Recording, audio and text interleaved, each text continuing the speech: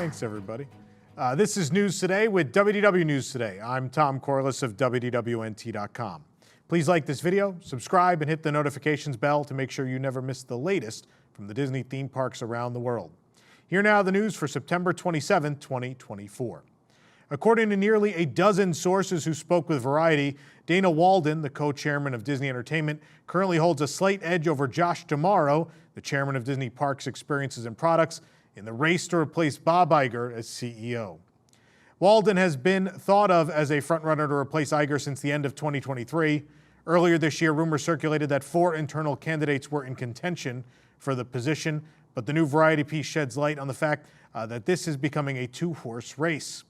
One top industry player simply said the following: anyone beyond Dana or Josh is probably a stretch. While some insiders are counting out Alan Bergman, the co-chairman of Disney Entertainment, and Jimmy Pitaro, the chairman of ESPN and sports content, some believe that they, along with external candidates, are still in the running for the position. One industry dealmaker warns that if an outsider is hired as Iger's successor, Walden and D'Amaro may leave the company. For a while, rumor had indicated that the company was courting former Disney executives Tom Staggs and Kevin Mayer. Those outside of the Hollywood bubble feel that all this speculation was a waste of time. Earlier this year, rumors circled that Iger's replacement could be announced as early as the end of 2024, even though Iger's contract was extended until December 31st of 2026. Iger says he is obsessed with finding his replacement, and one industry insider who spoke with Variety indicated that Iger may be more inclined to back someone who preserves his own legacy, especially after calling the hiring of Bob Chapek his biggest regret. Sorry, I can't hold the smile back. I try my best to not do that, but the smile comes out either way. While many are excited about the prospect of Walden or D'Amaro succeeding Iger as CEO, there are still concerns about each. Variety noted that insiders are worried that Walden doesn't have much experience with running the parks, while D'Amaro has little experience dealing with Wall Street. The fact remains whoever is chosen won't be perfect right away, but they need to be someone that the company is confident in, so the Walt Disney Company doesn't face another debacle. So before we came on, people asked if I was going to rant. I don't know if this is a rant, but I'm going to throw my 2 cents in that, you know, I like the devil I know as opposed to the devil I don't know. Although in the case of Chapek, that was the devil we knew and too well. But I like Josh D'Amaro. I think watching, just D23 is an example. Obviously, Dana Walden does not have a presentation at D23, but you know, if you put Parks and Resorts presentation up against what the movie studio and streaming and that side of the company did, you know, we sat there through that Disney Plus and movie studio presentation, and it was a bore. And it showed a deafness to what your core audience even wants from you. Like, you know, they ended on the Mufasa movie, which none of us care about. No one understood why. The biggest reactions were early on when they announced like Incredibles 3, the live action Stitch thing, and Tron got the biggest responses, and then they ended on Mufasa, which we all just sat there dumbfounded, and everyone left kind of confused. As opposed to Parks and Resorts, which I think showed that they're listening. That division in particular is listening. Say what you want about replacing the Rivers of America and those decisions, but that presentation was full of fan service and showed they listen to what we say. They hear, in some cases, I think what the audience wants for the most part. So Josh is my guy. I think if anyone's going to continue what Iger has done, at least the positive of what Iger has done, I think it's Josh. Dana scares me because Dana feels like more of a business person, and that worries me because Disney is a creative company. And we've seen, you know, companies like Comcast, you know, purely the business people run those companies, and I don't think you ever really see creativity win out in these other media companies, whether it's Warner Brothers or Universal or whoever. I think what makes Disney Disney is that they are an incredibly creative company that lets those creative people, you know, to let the Gen Z people feel seen in today's show. I'll say let them cook. I think that's so important with Disney, and Bob Iger has always understood that, right? Bob Iger has not been perfect. I am not a huge Bob Iger fan. I'm certainly a bigger Bob Iger fan than I am a Bob Chapek fan, for sure. But Dana scares me. I'm worried. But at the same time, Tom Staggs, when he got the job, so to give you a little background on Tom Staggs, Tom ended up in charge of Parks and Resorts for a while during what I would consider the golden age during the time that I've done this job. During that time, we saw the reinvention of Disney California Adventure at Cars Land and Buena Vista Street. We saw Mystic Manor and Grizzly Gulch at Hong Kong Disneyland, which are both fantastic. We saw New Fantasyland at the Magic Kingdom. The Dream and the Fantasy, which are my two favorite Disney Cruise Line ships, came on board. That is a really great period. And Tom was a financial guy. Tom was CFO. Like, that was his deal. But he was smart enough to let people that knew better tell him what was the right thing to do and let the creative people kind of guide him in his business decisions. Now, obviously Shanghai kind of blew up in his face eventually because that was so delayed, but at the same time, you can't convince me that's not because you chose to do business in Shanghai. And those are the business hurdles that come with doing business in Shanghai. When your creative people and your architects have to go pick up farmers from a nearby field to finish Soarin', because there's no electricians to help you. So you're teaching farmers how to do electrical work, things like that. But anyway, nonetheless, I would like Josh. I know there's plenty of you that comment every week that you don't think Josh is any better, but I think we've seen a significant turn. Yeah, has it been a full turn? No, like obviously we're still paying for FastPass and the DAS stuff is going on. And there's some things here and there that are problems. Maintenance, still a pretty big issue. But at the same time, we saw them, repeal for most guest park reservations at Walt Disney World. We saw them take back the parking fees for resort guests, things like that have indicated that they listen and that they are willing to make the right decisions for the guest. No one's perfect. These are business executives and they're going to make business decisions. But let us know in the comments who you prefer of those two. I'd be surprised if people pick Dana, given who we are as Parks fans, but let me know in the comments. Caramel apples. This is the slightly less important news stories after that one. Caramel apples recently disappeared from Walt Disney World due to a recall on caramel, but now the sweet treats have returned. This is a big deal because so many of you have commented on our posts and even here on videos about this over the last month. But in early August of this year, one of our reporters was told that the iconic Mickey caramel apples were being pulled due to a recall of the caramel that's used when making the snack. Since then, we've been tracking, this is a thing we do, all the treat display cases around property to see what alternatives were being offered and when caramel apples might return. And while the guest favorite treat was gone, we noticed that candy apples had taken over across Walt Disney World because they don't use caramel. Almost by magic, though, while we were writing the story about the caramel apples still being missing, cast members in the confectionery, as we were leaving the park that day, were spotted making caramel apples. So these are still not the long-missed Mickey caramel apples, but it is a step towards having those back. We also spotted Werther's original caramel apples for sale at EPCOT at the Caramel Cooch. So they're coming back very slowly. We'll let you know when they're fully back, but people were very concerned about the caramel apples, so we gave you an update. During a recent visit to Magic Kingdom, we also noticed that new recycling bins have been placed on Main Street USA.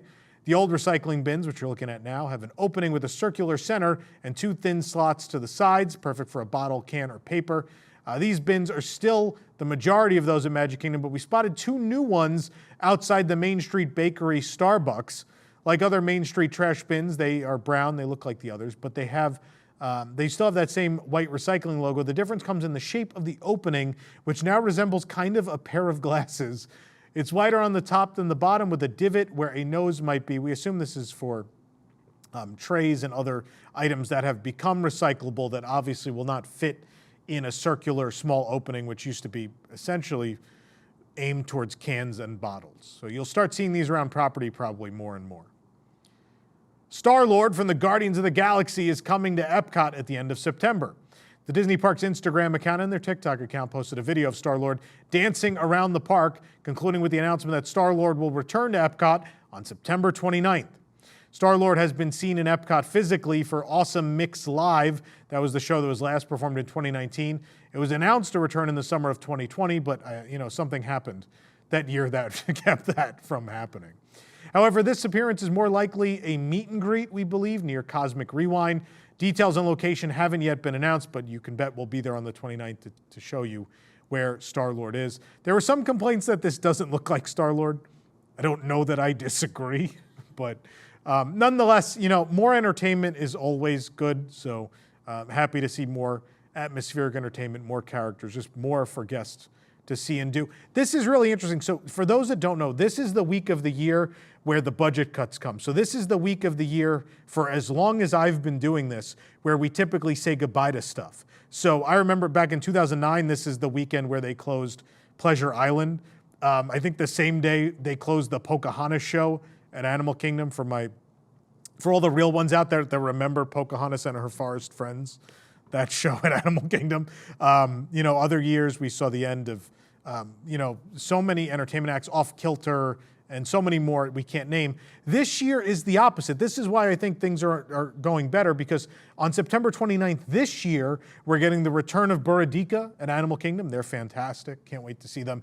And a new meet and greet character, an addition without a removal in Star-Lord at EPCOT. So who knows? There might be stuff that's not even announced at this point that's going to debut this weekend. We'll let you know, but it's nice to see additions instead of subtractions. This program is brought to you by our official travel agent sponsor, Be Our Guest Vacations. Your dream vacation begins with Be Our Guests and their concierge team of expert vacation planners. Head on over to beourguestvacations.com/WDWNT. The team will design your next magical vacation, from the Walt Disney World and Disneyland resorts to the Disney Cruise Line to Adventures by Disney and more. They're also able to book unforgettable VIP tours where you and your group can experience the ultimate park day. And the best part is their concierge services are 100% free. They are free. Thank you. The one person that knew. We'll get everybody to do it eventually. So book today. It is free. The Federal Aviation Administration, the FAA, has given Walt Disney World permission for a mobile crane to construct a 10-story hotel near Disney's Fort Wilderness Resort and Campground. I wonder what that could be. The FAA permit is titled CSI Mobile Cranes and includes GPS coordinates that coincide with the DVC Hotel Reflections, a Disney lakeside lodge. That resort was announced back in 2018 and was set for the former River Country Water Park site. And after that park was demolished in 2019, work was beginning on Reflections when COVID-19 shut down construction. With little visible work on the resort, Disney removed all reference to it from their websites, and in 2021, a permit was filed for trailer removal, which led us to believe the project was canceled forever. However, this latest permit confirms that the construction of a hotel is still planned. The permit's description of proposal states it's for construction of a mobile crane to build a 10-story hotel. The mobile crane can reach a max height of 240 feet when raised to its highest point, and when idle during non-working hours, the crane will be at a max height of 150 feet. The work schedule for the crane is October 14th, 2024 through August 14th of 2025, my birthday. Other indicators that Reflections might be back on include multiple filings for construction permit extensions. We've told you about these here on the show.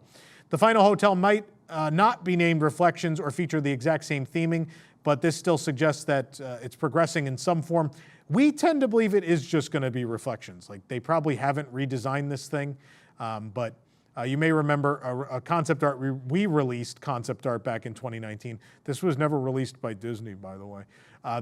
We show you some of the public spaces, including the Pocahontas statue that would have been in the lobby, and as well hotel rooms inspired by Bambi, Brother Bear, and Fox and the Hound, as well as Pocahontas. Yeah, and by inspired by, I mean there's, you know, wall decals with the character on them. Construction of the Cake Bake Shop at Disney's Boardwalk is finally nearing completion. I thought there might be applause that they're finally almost done. Crews, no one's even excited anymore. It's taken too long. Crews have been installing gutters and testing newly installed lighting fixtures this week. When we were watching the crews at work, we noticed that both of the Cake Bake Shop signs were testing their embedded twinkling lights. Dozens of these miniature lights flicker in a glittering golden pattern. The effect is easier to see in the evening. In fact, we got a video from reader J.A. Haas on Instagram of those lights at night, Wednesday being the first night they were on. They look good. They remind me of the old trees in the hub. Very cute. There were construction crews inside the restaurant as well. We couldn't see what they were doing, but we could hear them working. I have heard rumblings. I'm going to let you guys know. I've heard rumblings that they are now training cast. So we may we may be close to finally opening the cake bake shop. It may open before the end of 2024.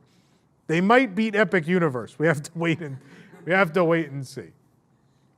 The race courses for the 2024 Disney Wine and Dine Half Marathon Weekend have been released.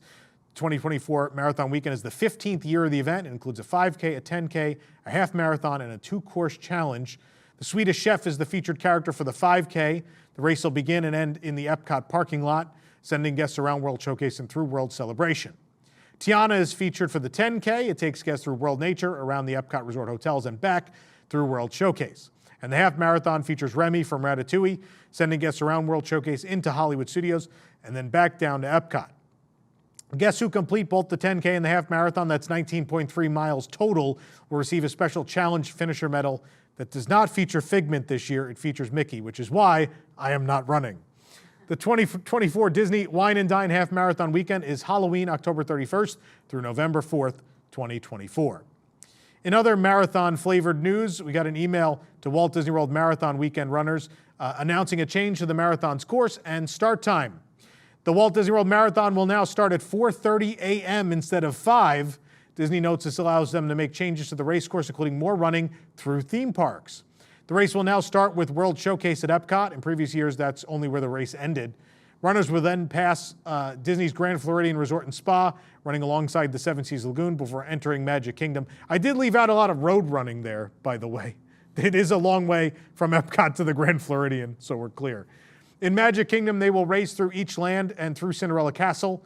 And you can see the updated race course right now quickly, but also it's on our website if you want to look at it longer. The 2025 Walt Disney World Marathon Weekend is January 8th through the 12th, with the marathon on the last morning. As usual, the weekend also includes the 5, 10, and half, and runners can participate in multiple races to complete Goofy's Race and a Half Challenge or the Dopey Challenge. A woman was arrested at Disneyland this week after lying about her kids' ages, according to local news station KTLA. A woman was accused of trying to sneak children into California Adventure Park without buying tickets. She reportedly told cast members her children were 2 years old. Children under the age of 3 do not require a ticket and can enter the Disneyland Resort theme parks at no cost. That's true for Walt Disney World as well. The family was stopped as the children appeared to be older than 2. When confronted, the mother refused to comply with security cast members. She was ultimately arrested for trespassing. During the debacle, an officer reportedly requested to see her ID, and she refused that as well, which landed her with a charge of obstructing a peace officer. A video of the woman being escorted out by police and cast members went viral on social media. The video contained footage of the woman's children crying and clinging to their mother while yelling "help" and "help me" to onlookers. Guests sneaking kids in by pretending they're young enough to be free is not a new phenomenon. Parents of newly 3-year-olds are common culprits and often are encouraged by other families who have done it previously, but guests have tried to push the lie with much older kids as well. You may remember in 2022, we saw a viral video where the kids were very clearly probably older than 5, where they tried to sneak them in using an infant car seat in a stroller. Of course, Disney does not require proof of age, and the 2 and under policy runs on only an honor system. Jessica Diaz then posted 2 videos on TikTok under the username DiazV8. The 2 videos had over 1,600 combined comments. They were removed at one point. When one commenter asked Diaz if she plans on seeking legal action, she responded, "For sure suing."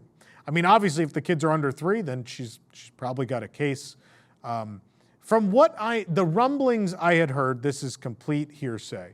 The rumblings I had heard was she was probably a repeat offender. She was coming to the parks a lot. And I think eventually someone's like, look, we got to make her pay at this point. And so I think finally they decided to put a foot down. I don't think they're really, I don't think every day they're intensely questioning guests about this. But I mean, I get it. It's expensive to go, so I understand why people do it. And if you can get away with it, whatever. But if clearly your kids are older than 3, if they look older than 3, it's probably best to avoid being handcuffed and walked out of California Adventure and just pay the admission price. The Scary Teddy Popcorn Bucket, which has been available during Mickey's Not So Scary Halloween Party at Walt Disney World, and a Madame Leota straw clip will be available at the Disneyland Resort in just a few days. The Scary Teddy popcorn bucket, inspired by the toy scene in The Nightmare Before Christmas, will be available at select locations around Disneyland Resort beginning October 3rd while supplies last. The exact locations have not been shared yet. Meanwhile, the Madame Leota straw clip will also be available at select locations beginning October 3rd. The item features Madame Leota's ghostly blue head inside of a clear crystal ball. I desperately need this. Not that I'm going to use it, but I just desperately need it. A second themed water bottle filling station has been installed at Disneyland, this time themed to the willy-nilly silly old bear, Winnie the Pooh. The station itself is a bright blue color with dripping honey accents. There's a middle section to fill your water bottle, as well as 2 water fountains at different heights. The station is located outside Pooh Corner, which is in the currently named Critter Country, which of course will become Bayou Country on November 15th when Tiana's Bayou Adventure opens. The top of the station features 2 stacked honey pots, though this time they're labeled H2 Honey. Someone went, aw. It is very cute. The honey appears to have dripped down the 2 water fountains as well, so there's a little bit of it sitting on the perches for the other 2 lower water fountains, which is very cool. This is the second newly themed water bottle filling station at Disneyland, following that really cool Alice in Wonderland one we showed you earlier this month. This gives me Tokyo vibes, for sure, like theming things that generally don't need to be themed because the guest will, won't think otherwise, but this is that extra little bit of Disney detail that makes you fall in love with the brand, right? So kudos to them. I hope there's more coming. And Disney World, please take note. We need these. Please theme them. Disney Cruise Line's Disney Wonder has canceled an upcoming stop to Noumea, New Caledonia, due to civil unrest in the French territory. The Wonder is departing Honolulu, Hawaii on October 3rd and heading towards Sydney, Australia for its second year of South Pacific sailing. The ship was scheduled to visit Noumea on October 15th before eventually arriving in Sydney on October 19th. The itinerary has been updated, and now October 15th is a day at sea. Noumea is the capital city of New Caledonia, which is currently experiencing heightened unrest surrounding the anniversary of France's takeover. Riots began in May of this year in response to a controversial voting bill. The U.S. Department of State labels New Caledonia as a travel advisory level 3, reconsider travel. The Disney Wonder will still stop at Samoa and Fiji during that October sailing. That's crazy. We're used to like weather canceling stops. This is one of the more interesting ones I've heard of. Shanghai Disney Resort is adopting a new real name ticketing policy this year to curb ticket scalping. Currently, Shanghai Disney Resort allows guests to purchase a maximum of 5 tickets under one ID card. Under the new policy, which is in line with recent government crackdowns on illegal commercial activities, each guest will be required to use their own official ID card to purchase a ticket. Each guest will be limited to buying only 1 ticket per day, either online or at the park. When entering Shanghai Disneyland, each guest must produce their government ID card they used to buy their ticket. This policy will apply to special tickets as well. The height requirement for child tickets is being removed, leaving only age as a determining factor. Children under the age of 3 receive free admission, while children from ages 3 to 11 on the day of their visit must get a child ticket. Funny, we just talked about that, but yeah, no surprise there's ticket scalping in Shanghai. If you guys watched the vlogs, you saw some of the things that we saw, so I'm not surprised. I am kind of surprised that the government's cracking down, but the fun thing is, I think I've talked about this before, because that is a communist country, you have to show your government ID anyway to get in the park. So I remember the first time we went, they checked our passport the first time we went. This time I had it out, but no one looked at it. But they definitely are scanning people's government IDs to enter Shanghai Disneyland, so the government knows you're there. No further comment. I'd like to go back there someday. Nick will be dressed as a tiger dancer, while Judy Hopps will be dressed as Gazelle for the Howl-o-Ween festival at Shanghai Disneyland. This is in their new Zootopia land. Other Zootisans will celebrate by turning into other species and letting out happy howls, says Shanghai Disney. Meanwhile, Mickey and Friends will also debut new costumes, and Duffy and Friends will be in festive fall outfits, including sweaters and hats. Winnie the Pooh and Friends of the 100-Acre Wood also don Halloween accessories. The 2024 Halloween season officially begins at Shanghai Disneyland on October 4th and runs through November 2nd. Halloween entertainment includes the new Disney Villains Club show at the Pepsi East Stage in Tomorrowland, more opportunities to meet Disney villains, than previous years. This year we'll also see Dr. Facilier, Lady Tremaine, and her daughters Anastasia and Drizella join the festive Villain Balcony Walk. Meanwhile, Donald's Halloween Treat Cavalcade and Treasure Cove Ghost Pirates, A Trial of Darkness, are returning. And from October 11th through November 7th, guests can sing along with Miguel from Coco and Adventure Isle. Meanwhile, the Halloween Spooktacular will return on October 25th and 26th and the 31st, all the way through November 2nd. This year's party gives guests more opportunities to dress up, plus more party zones, including the first ever Spooktacular Party Zone in Zootopia. And after Illuminate, a nighttime celebration, the Halloween Villains Castle celebration will transform into a stunning showcase of the villains. Halloween season also includes special food and drinks throughout Shanghai Disney Resort, including black churros, black burger buns, and freshly baked black sesame egg tarts. There'll be plenty of pumpkin dishes as well, including pumpkin soup, pumpkin sandwiches, pretzels, and pizza. Pumpkin pizza. I'm sure everyone's super hungry now, so it seems like a good place to end the show. For the absolute latest on these stories, actually, no, hold on. Before we end the show, I gotta plug something real quick. If you guys remember, back in May, we released Gertie the Dinosaur. These are now fully sold out. They're gone. But I have good news. That's because we have made a Santa Gertie for the holiday season. They are a limited edition of just 1,000. They're available at wwnt.shop. Right now. We put these on sale yesterday, and LE1000, we've already sold over 250 of them since yesterday. So I'm going to advise you, today is a Friday show. We're not back till Monday. They may not survive until Monday. So if you want to pre-order one, please pre-order now and know that we are guaranteeing shipping in time for Christmas. So if you think Santa Gertie makes a great gift for someone, be sure to pick them up. Again, wwnt.shop. Don't miss out if you missed out on this one.